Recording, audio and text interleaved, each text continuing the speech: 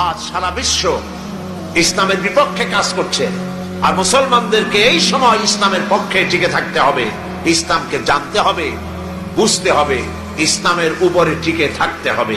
তাহলেই আমাদের বিজয় অতি সন্নিকট। আমার তো মনে হয় আর বেশি দেরি লাগবে না, ইসলামের বিজয়ের একটা সময় এসে গেছে ইনশাআল্লাহ। মায়ের যখন প্রসব যন্ত্রণা শুরু হয় তখন বোঝা যায় বাচ্চা হইতে আর সময় লাগবে না, ঠিক কিনা? ঠিক কিনা? আজ পৃথিবীর প্রসব যন্ত্রণা শুরু হয়েছে, তাম পৃথিবীর চতুর্দিকে মুসলমানদের উপরে জুলুম অত্যাচার শুরু হয়েছে।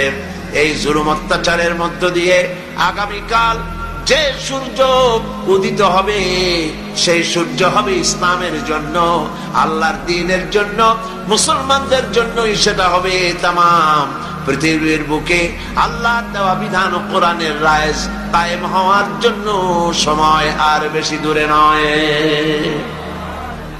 এজন্য মুসলমানদেরকে ঐক্যবদ্ধ হয়ে নবীর পথ ধরতে হবে, নবীর রাস্তা ধরতে হবে।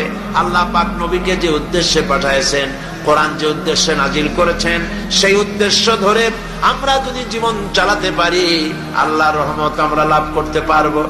আল্লাহ পাক আমাদেরকে, আল্লাহ পাক বলেছেন কোরআনে কারীমের মধ্যে, ওয়া কানা হাক্কান আলাইনা নাসরুল মুমিনিন।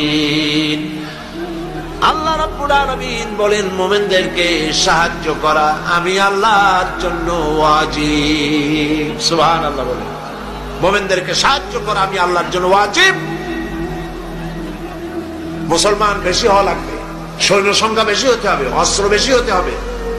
আল্লাহ পাকে বলি বলেন অস্ত্র লাগবে, এটা ঠিক, অস্ত্র লাগবে। কিসের জন্য? দিন প্রতিষ্ঠার জন্য। কেউ যদি আমাদের মারে তাহলে আমরা তো আর বসে বসে আঙ্গুল চুষতে পারবো না, কি বলেন ঠিক কিনা?